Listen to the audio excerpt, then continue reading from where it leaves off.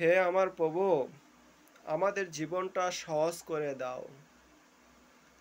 নফসের গোলামি থেকে রক্ষা করো, শয়তানের ওয়াসা থেকে আমাদেরকে রক্ষা করো। আমাদেরকে চক্ষু হেফাজত করার তৌফিক দান করো, লজ্জাস্থান হেফাজত করার তৌফিক দান করো। আমানত খেয়ানত থেকে রক্ষা করো, এবং কি মানুষের হক বুঝিয়ে দেওয়ার তৌফিক দান করো। হে আমার প্রভু, আমাদের জীবনটা সহজ করে দাও। আমাদের শেষ নিঃশ্বাসটা যখন ত্যাগ হবে, তখন যেন আপনি রাজি খুশিতে আমাদের শেষ নিঃশ্বাসটা যেন ত্যাগ হয়। হে আমার প্রভু, আপনার গোলামি করার তৌফিক দান করেন, একমাত্র আপনার গোলামি করার তৌফিক দান করেন। হে আমার প্রভু, আপনি ছাড়া আমাদের কে আছে বলেন? আপনি ছাড়া তো আমাদের কেউ নেই। আপনি বিহীন তো আমাদের কোনো অস্তিত্ব নেই। আপনি আমাদের সৃষ্টিকর্তা, আপনি আমাদের পালনকর্তা, আপনি আমাদের রিজিক দাতা, আপনি হায়াত মৌত সব কিছুর মালিক।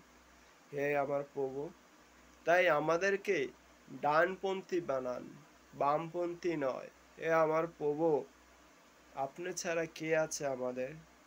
তাই আমাদের শেষ নিঃশ্বাসটা যেন আপনি রাজি খুশিতে হয়, আমরা যেন ডানপন্থী হয়ে মৃত্যুবরণ করতে পারি, সেই তৌফিক আপনি আমাদেরকে দেন। আপনি যদি সেই তৌফিক না দেন, আমরা চেতে পারবো, কিন্তু আমরা ডানপন্থী হতে পারবো না। তাই আসুন আমরা খালেজভাবে আল্লাহর কাছে প্রার্থনা করি। আমি ভিডিওটা শেয়ার করার মানে এই নয় যে আপনাদেরকে দেখিয়ে দেখিয়ে আমি আল্লাহর কাছে দোয়া করতেছি।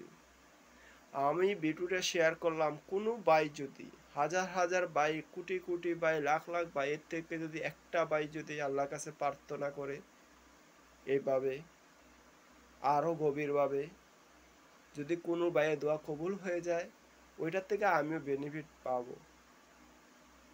আসলে কে কোন উদ্দেশ্যে কাজ করে, এটা একমাত্র আল্লাহ তাআলা ভালো জানে।